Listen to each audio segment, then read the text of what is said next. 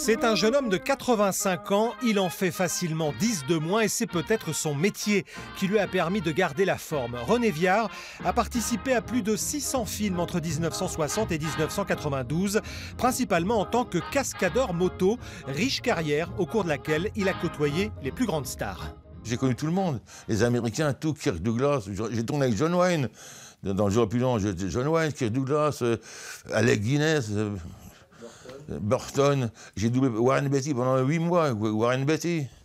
Après, je suis parti avec Al Pacino en Italie, à Florence. Et j'en passe, et j'en passe. Les Français, j'ai tourné avec Jean Marais, je me suis battu, j'ai même le doigt là.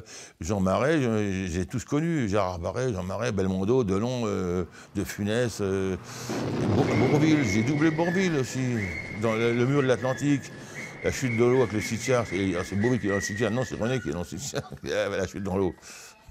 La grande vadrouille, j'ai fait des trucs dans le citiard dedans.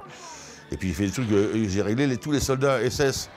Quand le pot de peinture tombe de l'échafaudage sur les soldats en bas, et les soldats qui sont en garde à vous, c'est moi qui ai réglé tout ça.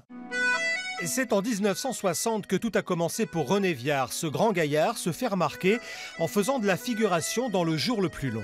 Disons que j'étais un soldat un peu mieux que les autres. Et puis il a dit, on va prendre tiens, ce monsieur-là, il est pas mal. Alors, et puis ainsi de suite, j'ai commencé à connaître du monde. Et j'ai fait les Fantomas en motard. Et c'est parti comme ça. En quelques années, René Viard devient presque indispensable sur les tournages, indispensable et indéboulonnable. Si Delon disait je veux René, c'est pas la peine. Belmondo, c'est pareil. Moi, j'ai René Viard, pareil. De Funès, j'étais son motard de service. Et c'est ainsi de suite. Et parce que les acteurs, ils aiment bien aussi avoir les gens, parce qu'ils savent qu'avec un gars qu'ils estiment, ils vont faire un bon plan. Il n'y a pas un gars qui va lui louper le plan. Parce que si un gars loupe le plan, il faut que l'acteur principal recommence. Et ça les emmerde. Bon, alors donc, ils voulaient des gens pas maladroits. René Viard a doublé presque tous les grands acteurs français de la deuxième moitié du XXe siècle, excepté Jean-Paul Belmondo. Ce n'est pas une légende. Bébel effectuait lui-même ses cascades. Jean-Paul, il faisait tout lui-même. Tout. Ce qu'on faisait, nous, on préparait la cascade.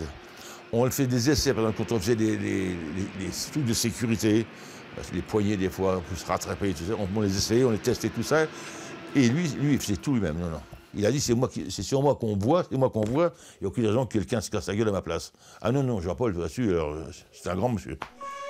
À sa manière, René Viard aura marqué le cinéma français. Depuis une dizaine d'années, il vit paisiblement avec son épouse dans sa maison creusoise. Plus de cascades, mais toujours un peu d'adrénaline. Chaque semaine, il pilote un avion à l'aéroclub de Saint-Maurice-la-Souterraine et se passionne toujours autant pour les vieilles motos.